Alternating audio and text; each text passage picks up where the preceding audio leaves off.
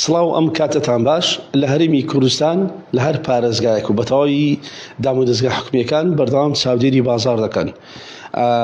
لەم چاودێریدا بە تایبەت لە مانگی ڕەمەزاندا ورتر دەبنەوە لە دەست بە سەرداگرتنی کەلوپەلی ماوە بە سەرچوو کەلوپەلی با بڵێن خراپ ئەوانەی کە تێک چوونە و بۆ بەکار ناتوان بەکار بهێنرێ، بەڵام لە هەندێک لەلایەن لە بازرگانەکانەوە دیارێ لەم مانگەدا ساغی کردەوە سەر هاوڵاتیاندا.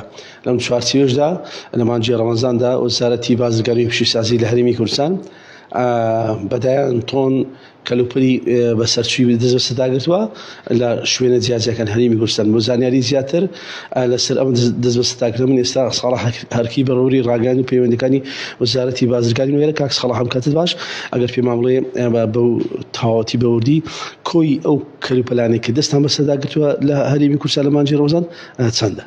بەڵام کاتتان باش، هەڵبەتە لە دەستپێکی مانگی ڕەمەزان تیمەکانی چاودێری بازرگانی کە بەڕێوەبەراتی بازرگانی و خودی بەڕێوەبەری گشتی بازرگانی سەرپەرشتی دەکات سەر بە وەزارەتی بازرگانین لە دەستپێکی ڕەمەزان و تیمەکان، یعنی لە هەر سێ پارێزگاکەی هەرێمی کوردستان بە ئیدارەی گەرمیانیشەوە بەردەوام سەردانی ئەو شوێنان دەکەن کە شوێنی بازرگانین بەمبەستی بەدەداچوون بۆ ئەو کاڵا و مادانەی کە ماوە بەسەرچوون.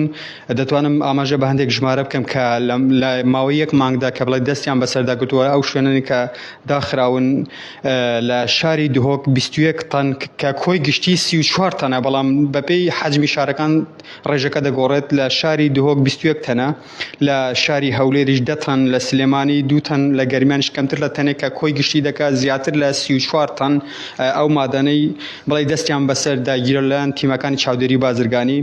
و ئەم شوێنانەی کە بە شێوەیەکی گشتی بە ڕێژەیەکی بەرچاو بڵێ سەرپێچیان کردووە 197 شوێنە و 33 شوێن لەو شوێنانەی کە ئەو کەلوپەلان لێ هەبووە داخراون و سەرپێچی و پێبژاردنیش بە زیاتر نزیکەی 16 ملیۆن دینار بووە. بەڵێ کاک ساڵح زگەرەوەی با بڵێن ئەوانە ئەو کەلوپەلان دەستیان بەسەرداگیراوە یان خودە شوێنیان داخراون.